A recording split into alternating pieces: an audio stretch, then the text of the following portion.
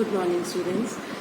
बेटा आप लोगों ने सबने देख लिया होगा कि कौन कौन से टॉपिक्स हम लोगों के डिलीट हुए हैं, कौन कौन से टॉपिक्स ऐसे हैं जिनका सिर्फ कॉन्सेप्चुअल नॉलेज आपने गेन करना है और कौन कौन से टॉपिक ऐसे हैं जो पूरे के पूरे ही डिलीट हो चुके हैं। But still chapter wise will keep on deducting the topics जो हमारे अब नहीं होंगे। ओके, ऐसे ही same in your accountancy, economics, mathematics, जो भी आपके सब्जेक्ट्स हैं उन सब में यही रहेगा आप लोगों का।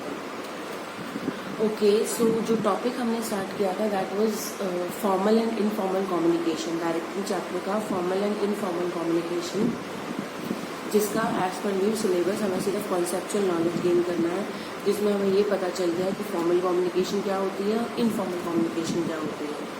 ठीक है, अब फॉर्मल और इनफॉर्मल पता तो चल गया हमें। अब क्लासिफिकेशन भी होती है हमारी फॉर्मल कम्युनिकेशन की। या तो हमारी जो फॉर्मल कम्युनिकेशन है वो वर्टिकल मूव होगी, या तो हमारी फॉर्मल कम्युनिकेशन हॉरिजॉन्टल मूव होगी। अब हमें देखना है कि वो वर्टिकल मूव हो रही है या वो हॉरिजॉन्टल मूव हो रही है। ये हमारा फॉर्मल मतलब इसका एक रेगुलर फ्लो होता है, चाहे वो वर्टिकल फ्लो हो चाहे वो हॉरिजॉन्टल फ्लो हो, इसका फ्लो होता है। अब देखते हैं, पहले हम पढ़ रहे हैं first vertical communication.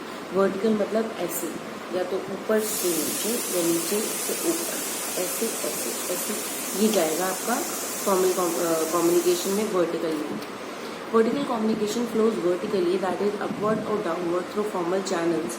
In the process of downward and upward communication, the principle of scalar chain is followed. और जब हम ऊपर से नीचे या नीचे से ऊपर जा रहे हैं तो principle of scalar chain follow किया जाता है। और स्केलर चेन हमें यह कहता है कि हमें उस हायरार्की में मूव करना है, कम्युनिकेशन को फ्लो करना है जिस हायरार्की में हमारी कम्युनिकेशन जो है वो हर लेवल से क्रॉस होके अल्टीमेट रिसीवर तक पहुंचे। अब वर्टिकल में भी हमारी दो टाइप की होती हैं, या तो वो डाउनवर्ड होगी मतलब ऊपर से नीचे की तरफ आ रही है, या फिर वो अपवर्ड होगी नीचे से ऊपर की तरफ जा रही है। मतलब डाउनवर्ड मतलब या तो सुपीरियर सबॉर्डिनेट को दे रहा है या फिर सबॉर्डिनेट सुपीरियर को दे रहा है।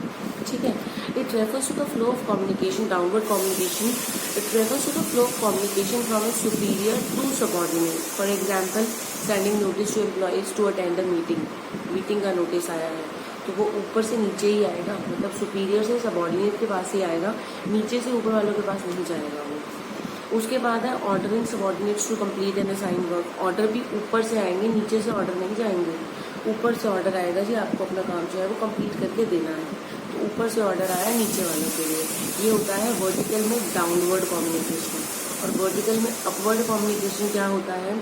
It refers to flow of communication from subordinate to a superior. Subordinate से सुपीरियर तक मैसेज जाता है। लाइक उसने अगर कोई लीव के लिए अप्लाई करना है तो वो भी मैसेज नीचे से ऊपर नीचे वाले का मैसेज ऊपर वाले तक जाएगा। कोई submission of progress report submit करानी है तो वो भी जो मैसेज है हमारा सबॉर्डिनेट से सुपीरियर की तरफ जाएगा। ये तो हो गया हमारी वर्टिकल कम्युनिकेशन, जिसमें मैंने आपको बताया कि वर्टिकल कम्युनिकेशन या वर्टिकल मतलब ऐसे में ऊपर से नीचे भी आ रहा है और नीचे से ऊपर भी जा रहा है, ऊपर से नीचे भी आ रहा है, नीचे से ऊपर भी जा रहा है, वर्टिकल कम्युनिकेशन। अब हम बात कर रहे हैं हॉरिजॉन्टल कम्युनिकेशन की। हॉरिजॉन्टल मतलब जब सेम लेवल के लोग जो है वो कम्युनिकेट कर रहे हैं, एक दूसरे से इंटरेक्ट कर रहे हैं।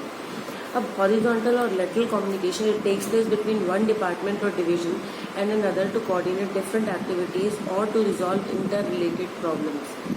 एक डिपार्टमेंट का बंदा सेम ही लेवल का दूसरे डिपार्टमेंट का बंदा, एक डिपार्टमेंट का जीएम दूसरे डिपार्टमेंट के जीएम से डिस्कस कर रहा है, एक डिपार्टमेंट के सुपरवाइजर दूसरे डिपार्टमेंट के सुपरवाइजर से डिस्कस कर रहा है। This is your horizontal communication, जब लेवल जो है वो सेम है, बस डिपार्टमेंट्स या डिवीजन डिफरेंस है। ठीक है, अब देखो barriers to effective communication. Barriers to effective communication में ना बेटा हमारे मेनली 4 बैरियर्स होते हैं। इन्हीं को ही हमने डिटेल में पढ़ना है। जो इनको ओवरकम करने के जो मेजर्स है वो हमने नहीं करना है, वो सिलेबस में से कट हो चुके हैं। सिर्फ आपको एक वर्बली बता दूंगी कि वो होता क्या है। अब सबसे पहले हम बात कर रहे हैं barriers to effective communication. Communication is the nerve system of an organisation. किसी भी ऑर्गेनाइजेशन के नर्वस सिस्टम की तरह काम करता है हमारा जो ये है कम्युनिकेशन है। It is very essential for the management to maintain an effective flow of communication in all the direction, सारे डायरेक्शन में फ्लो होना चाहिए। But in practice perfect communication is rarely achieve. लेकिन कम्युनिकेशन कभी भी परफेक्ट नहीं रहता, कुछ ना कुछ ड्रॉबैक्स रह ही जाते हैं। चाहे वो आप फॉर्मल कम्युनिकेशन में वर्टिकल लो, हॉरिजॉन्टल लो, अपवर्ड डाउनवर्ड, कोई फ़र्क नहीं पड़ता, कहीं ना कहीं मैसेज आप कह लो कि आपका डिसरप्ट मैसेज, आपका जो स्पॉइल होगा कि मैसेज एक्चुअल कुछ और था और पहुंचा कुछ लेवल तक तो रहता है। कम्युनिकेशन कभी भी 100% नहीं रहेगा। क्यों? क्योंकि रिसीवर की अंडरस्टैंडिंग के ऊपर तो डिपेंड करता है, तभी तो वो कम्युनिकेशन का प्रोसेस पूरा होगा जब रिसीवर उसको लेगा और उसको समझेगा। अब रिसीवर ही अगर इतना कैपेबल नहीं है कि उसकी अंडरस्टैंडिंग ही नहीं है, तो डेफिनेटली वो समझना चाह ही नहीं रहा है, तो कम्युनिकेशन हमारा पूरा होगा ही नहीं। Barriers to communication reduces the effectiveness of communication. Of course communication की इफेक्टिवनेस को कम कर देते हैं। 4 बैरियर्स होते हैं हमारे, जिसमें नंबर 1 पे आता है हमारा सिमेंटिक बैरियर। सिमेंटिक बैरियर क्या होता है? एक सिमेंटिक, साइकोलॉजिकल, ऑर्गेनाइजेशनल और पर्सनल। सिमेंटिक बैरियर क्या होता है? जहाँ पर आपकी एनकोडिंग या डिकोडिंग में प्रॉब्लम आ रही हो। तो मतलब क्या है कि जो हमने कम्युनिकेशन का प्रोसेस पढ़ा था, उस प्रोसेस में था कि मैं बीइंग सेंडर उसको एनकोड करूँगी, मैं कोडिंग करूँगी लैंग्वेज में अपनी में, जहाँ से समझ आ सके, और आप बीइंग रिसीवर अपनी लैंग्वेज में उसको समझने की कोशिश करोगे, आप डीकोड करोगे। तो एनकोडिंग और डिकोडिंग में जो प्रॉब्लम आ रही है उसको हम बोल देते हैं सिमेंटिक बैरियर। देखते हैं क्या बोल रहे हैं। Semantic barriers are concerned with the problems and obstructions in the process of encoding and decoding of message into words or expressions. Message को एनकोड या डिकोड करने में जब इशू आता है, वर्ड्स या एक्सप्रेशंस में उनको प्रेजेंट करने में जब इशू आता है, तो इस इशू को हम बोल देते हैं semantic barrier. The types of semantic barriers कौन कौन से होते हैं? Badly expressed message. अगर मैसेज आपका बैडली एक्सप्रेस है, सही से एक्सप्रेस नहीं किया गया है, सही से उसको एक्सप्लेन नहीं किया गया है, सही से उसको कम्युनिकेट नहीं किया गया है, तो डेफिनेटली सिमेंटिक बैरियर आएगा ही आएगा। The message to be communicated must be stated in simple and clear words होना चाहिए। Sometimes the intended meaning may not be conveyed by a manager to his और subordinate because of use of wrong words. कई बार क्या होगा, message जो आपका manager देना चाह रहा है वो आप तक नहीं पहुंचा पाएगा, बिकॉज या तो वो वर्ड सही ऑप्ट नहीं कर रहा है, या फिर जो वर्ड्स यूज़ करने लायक है उनको वो ओमिट कर रहा है, मिस कर रहा है, इनएडिक्वेट वोकैबुलरी है। तो ये सारे हमारे सिमेंटिक बैरियर में आ जाते हैं, जहाँ पर बैडली एक्सप्रेस्ड मैसेज की मैसेज जो है वो आपका सही से एक्सप्रेस नहीं किया गया है। नंबर 2 में words symbols with different meanings. Words और सिंबल्स विद डिफरेंट मीनिंग्स, मेरे लिए किसी वर्ड का डिफरेंट मीनिंग होगा या सिंबल का डिफरेंट मीनिंग होगा, आपके लिए उस सिंबल का डिफरेंट मीनिंग हो सकता है। A word or symbol may have different meanings. The receiver is required to understand the meaning of the word used by the sender. जिस कंटेक्स्ट में मैं बोलना चाह रही हूँ उस कंटेक्स्ट में आपको समझना है। In the same sense for which sender has used it. If the meaning of a word is not understood in the manner in which it is expressed, जिस मैनर में उसको एक्सप्रेस किया गया है, अगर सामने वाले को उसको समझ नहीं आया है तो कम्युनिकेशन एरर अराइज होगा ही होगा। जैसे एग्जाम्पल दिया हुआ है, तो superior says this is an ideal perfect method. Ideal मतलब IDEAL वाला ideal method, that is perfect method, and subordinates interpret at this is idle useless method. Idle IDLE वाला। अब IDEAL और IDLE, उसने तो बोला दिस इज आइडियल और सामने वाले ने उसको बोला आइडल, आइडियल और आइडल। तो उसने बोला आइडियल मेथड है, तो यहाँ पे कम्युनिकेशन में प्रॉब्लम आ सकता है, सिमेंटिक बैरियर आ सकता है कि वर्ड्स का, उसके एक्सप्रेशंस का मेरे लिए डिफरेंट मीनिंग होगा और आपके लिए उसका डिफरेंट मीनिंग हो सकता है। Next is your faulty translations. Sometimes the communication originally drafted in one language, that is English, needs to be translated to the language understandable to others, that is Hindi. अगर आपका जो translator है, अगर वो proficient नहीं है, वो perfect नहीं है, तो भी आपका जो कम्युनिकेशन है वो मिसअंडरस्टूड हो सकती है, तो भी आपका बैरियर जो है वो अराइज हो सकता है। फॉल्टी ट्रांसलेशन, सबसे पहला हमने सिमेंटिक बैरियर में पढ़ा बैडली एक्सप्रेस मैसेज, अगर आपका मैसेज जो है वो सही से एक्सप्रेस नहीं किया गया है। नंबर 2 में वर्ड्स और सिंबल्स का डिफरेंट मीनिंग हो सकता है, नंबर 2। नंबर 3 में हमने पढ़ा फॉल्टी ट्रांसलेशन आपका फॉल्टी हो सकता है, मतलब जो ट्रांसलेटर है वही आपका प्रोफेशन नहीं है, एक्सपर्ट नहीं है ट्रांसलेट करने में। Next is unclarified assumptions. Some communications may have certain assumptions which are subject to different interpretations. Sometimes the assumptions of the sender and the receiver of the message may differ. Sometimes जो मेरी assumptions हैं, मैं आप तक message पहुंचा रही हूँ, तो आपकी assumption डिफरेंट हो सकती हैं. आप उसको अलग वे से इंटरप्रेट करोगे, मैं उसको अलग वे से इंटरप्रेट करके आपको मैसेज पहुंचा रही हूँ. तो यहाँ पे डिफरेंस आ सकता है, यहाँ पे हमारा सिमेंटिक बैरियर अराइज हो सकता है. नेक्स्ट इज टेक्निकल जार्गन और वर्ड्स. मतलब टेक्निकल वोकैबुलरी या टेक्निकल जार्गन जो मैं यूज़ कर रही हूँ. Many specialists like economists, doctors, scientists, engineers, etc. technical words in their communication which may not be understood by the listeners. It leads to poor communication. Poor communication आता है अगर जो words मैं use कर रही हूँ वो words आप उनसे प्रोफेशनल नहीं हो, आप उनसे known to नहीं हो, तो definitely it will be a problem for you to understand. तो यहाँ पे टेक्निकल जार्गन की वजह से सिमेंटिक बैरियर आएगा ही आएगा. Body language and gesture recording. अब body language and gesture recording, every movement of body communicates a meaning. आपकी बॉडी की हर मूवमेंट कुछ ना कुछ बताती है कि आपके दिमाग में क्या चल रहा है, आप क्या सोच रहे हो, आप क्या एनालाइज कर रहे हो.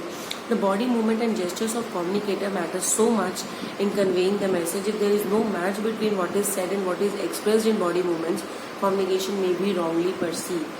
मतलब क्या है कि जब कहा कुछ और जा रहा है और आपकी बॉडी लैंग्वेज और कुछ और कह रही है. अब मैंने किसी को बोलना है, प्रेज करनी है, जी बहुत अच्छा किया. अब एक तरीका है मैं बोलूँ बहुत अच्छा किया, तो एक वो डिफरेंस है. और दूसरी जगह मैं बोल रही हूँ बहुत अच्छा किया, तो दोनों में डिफरेंस हो गया. तो मतलब वो मैसेज के साथ आपकी बॉडी लैंग्वेज भी उतनी ही मैटर करती है. तो मतलब क्या है कि आपकी बॉडी लैंग्वेज भी इस बात में बहुत सारी मीनिंग देती है. आपके वर्ड सिर्फ मैटर नहीं करते हैं, आपकी बॉडी लैंग्वेज भी इक्वली मैटर करती है. ठीक है, ये थे हमारे सारे semantic barriers.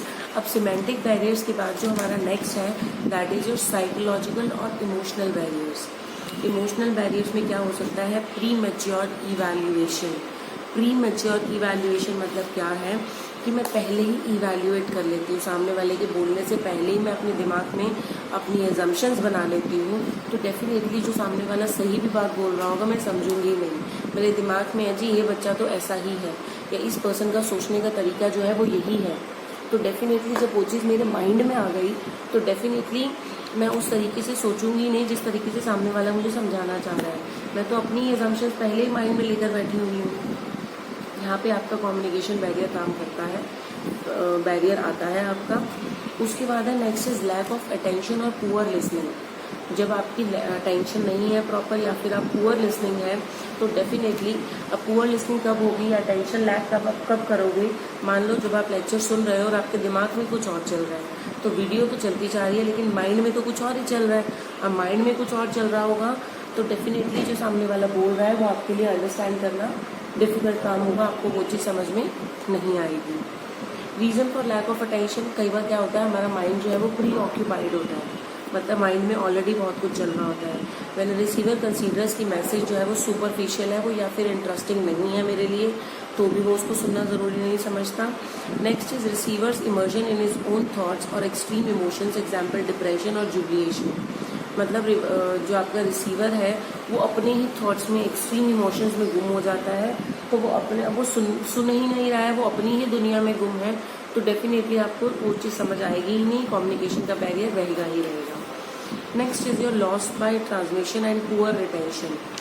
When oral communication passes through various levels, successful transmission the message results in loss of information और inaccurate information. जो मैंने पहले भी बताया था, गेम होती थी कि एक फर्स्ट जो चाइल्ड है वो मैसेज देगा और 10th चाइल्ड तक, 10 बच्चे लाइन में खड़े हैं और 10th चाइल्ड तक वो मैसेज पहुंचाना है.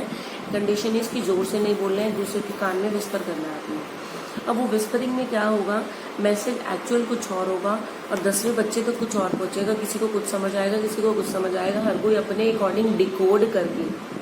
सामने वाले ने एनकोड किया अपनी लैंग्वेज में, नंबर 1 चाइल्ड ने, फिर नंबर 2 ने अपने अकॉर्डिंग डिकोड किया, फिर नंबर 2 ने फिर एनकोड किया अपने अकॉर्डिंग, और नंबर 3 को उसने दिया मैसेज और नंबर 3 ने फिर उसको अपने अकॉर्डिंग डिकोड किया. तो मतलब क्या है, लॉस ऑफ ट्रांसमिशन. जब आपकी इन्फॉर्मेशन जो है वो ट्रांसमिट करते टाइम आपकी इन्फॉर्मेशन जो है वो डैमेज हो जाती है, स्पॉइल हो जाती है. क्यों? कि एक्चुअल मैसेज कुछ और था, पहुंचता कुछ और है. और पुअर रिटेंशन होता है. Usually people can not retain the information for long time if they are inattentive और नॉट इंटरेस्टेड. जो इन्फॉर्मेशन आपको मिल रही होती है अगर आप इनअटेंटिव हो या फिर उस चीज़ को सुनने में इंटरेस्टेड नहीं हो तो डेफिनेटली आप उसको लॉन्ग टाइम तक रिटेन करके नहीं रख सकते हो अपने माइंड में। Next is distrust. For successful communication, it is necessary that the sender and the receiver must trust each other. अगर एक दूसरे पे ट्रस्ट नहीं है तो आपको मेरी बात अच्छी नहीं लगेगी और मुझे आपकी बात अच्छी नहीं लगेगी, ना आप मेरी बात सुनना चाहोगे ना मैं आपकी बात सुनना चाहूँगी, तो कम्युनिकेशन बैरियर हमेशा रहेगा ही रहेगा। ठीक है, पहला हमने पढ़ा योर सिमेंटिक बैरियर, फिर हमने पढ़े psychological barrier. Now next we are starting with your organisational barrier. जो ऑर्गेनाइजेशनल लेवल पे बैरियर्स हमारे आते हैं लाइक अथॉरिटी रिलेशनशिप में, रूल्स और रेगुलेशंस में, ये हमारे ऑर्गेनाइजेशनल बैरियर्स होते हैं। अब ऑर्गेनाइजेशनल लेवल पे क्या होंगे? ऑर्गेनाइजेशन की पॉलिसी। कम्युनिकेशन इज हैम्पर्ड अगर ऑर्गेनाइजेशन की policy free flow of communication को परमिट नहीं करती है कि you are not allowed to freely communicate with your class teacher, ठीक है, या फिर not allowed to freely communicate with your principal, you are not even allowed to utter a word, you are not even allowed to express your thoughts in front of your principal. तो आपके लिए तो problem हो जाएगी, communication problem रहेगा ही रहेगा कि बच्चा अब क्लास टीचर से भी बात नहीं कर सकता, प्रिंसिपल से नहीं कर सकता, तो बच्चा अपनी प्रॉब्लम शेयर कहाँ पे करेगा? ये प्रॉब्लम आएगी। तो ऑर्गेनाइजेशन की पॉलिसी अगर ऐसी है जो फ्री फ्लो ऑफ कम्युनिकेशन को अलाउ नहीं करती है तो डेफिनेटली कम्युनिकेशन बैरियर आएगा ही आएगा। Next is rules and regulations. अब रूल्स और रेगुलेशंस अगर ऐसे हैं कि जो कि बहुत ज़्यादा रिजिड है तो इफेक्टिव कम्युनिकेशन में वो बैरियर का काम करेंगे ही करेंगे। स्टेटस। अब status of organisational member is determined by his position in the organisation. जो यूजुअली बड़े स्टेटस के लोग होते हैं, जो हायर स्टेटस के लोग होते हैं, उनको कम्युनिकेट करना अच्छा नहीं लगता है, वो फ्रीली कम्युनिकेट नहीं करते हैं। Those with lower status subordinates at lower level में hesitate to talk freely to superiors. उधर से सामने वाले को सुनना पसंद नहीं है, उधर से सब नीचे वाला बोलना पसंद नहीं कर रहा। क्यों? कि वो फ्रीली बात ही नहीं कर सकता, क्योंकि स्टेटस डिफरेंस आ जाता है कि सर उसको लगता है जी मैं तो ऊपर हूँ, मैं क्यों बात सुनूँ, और नीचे वाले को लगेगा जी मैं तो बहुत नीचे हूँ, वो मेरी बात क्यों सुनेगा। तो वहाँ पे कम्युनिकेशन इशू रहता ही रहता है।